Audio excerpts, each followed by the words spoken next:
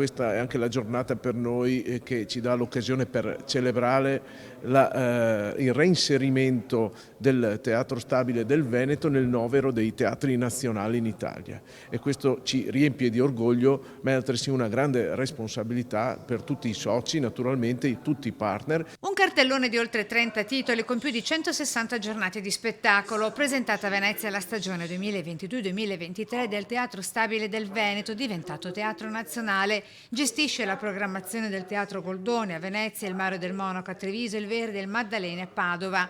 Tra i progetti speciali in programma sui palcoscenici si contano anche 6 novità con produzioni e coproduzioni Teatro Stabile, 3 debutti in prima nazionale, un'esclusiva italiana con Isabella Gianni che interpreta Marilyn Monroe, e tra gli spettacoli Pa, titolo della celebrazione del centenario della nascita di Pierpaolo Pasolini.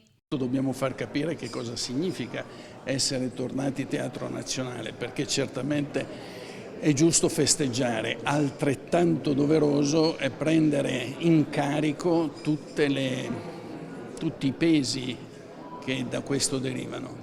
Dopo il successo del debutto a Venezia, Spettri, una produzione Teatro Stabile diretta da Rimas Tuminas, inaugura la stagione del Verdi a Padova e del Mario del Monaco a Treviso. Sarà una stagione fantasmagorica, con una serie di attori straordinari. Grandi attrici come Elena Sofia Ricci, Vanessa Gravina, Iaia Forte, Elisabetta Pozzi, solo per citarne alcune, grandi attori tra cui Alessio Boni, Claudio Biso, Cesare Bocci.